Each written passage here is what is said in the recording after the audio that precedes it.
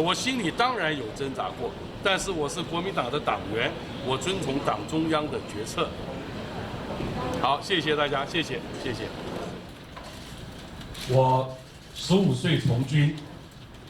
当了44年军人，我这一生捍卫中华民国，坚决反对台独。本党提名我，我一定严格贯彻本党的政策，92共识，一中各表，坚决反对一国两制。我在这里跟媒体朋友说明，我捍卫的中华民国是1911年由本党国父孙中山先生所建立的中华民国，不是蔡英文总统口中的中华民国台湾。两件事情跟媒体朋友说明。最近绿营抹红我很多参加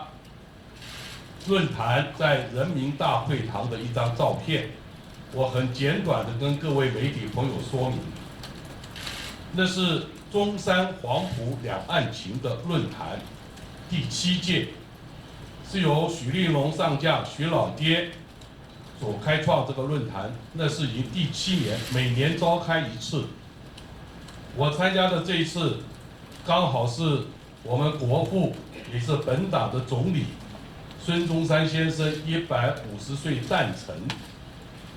在论坛结束的第2天，原来在行程里并没有规划参加这个纪念活动。前一天晚上接到通知，第2天我们去参加活动，当时在场的团员没有人知道是习近平来主持，这些都是事实。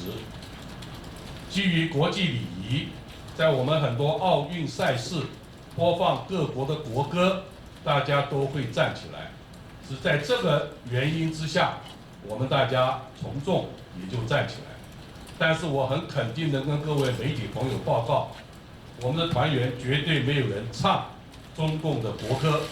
我本人根本就不会唱，就是这些都是事实。我们没有特别跑去听习近平训话。这几天又有绿营媒体揭露了2016年我参加香港凤凰卫视台一个战略性节目，断章取义，说我指导中共如何对付美国人。我很简短的回应，那一天讨论的主题是因为中东的情势不稳，中共准备要做撤侨，那么讨论到他有没有这能力。真正我报告的内容是，中共你并没有远程投射兵力的能力，目前能力不足。我是在告诉中国大陆，你现在能力不足，那是专业的问题。远程兵力投射，目前全世界只有美国具备这能力。我在节目上说的原意是，中共你目前没有这个能力，所以如果你要做，你要很低调，要很小心、很谨慎。第2个提的重点是，如果你把兵力投射到中东地区，对于美国跟欧洲的政治影响，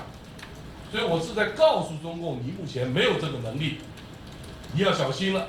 大家把我的原意扭曲成我教中共怎么样来对抗美国人，各位可以去看完整的资料。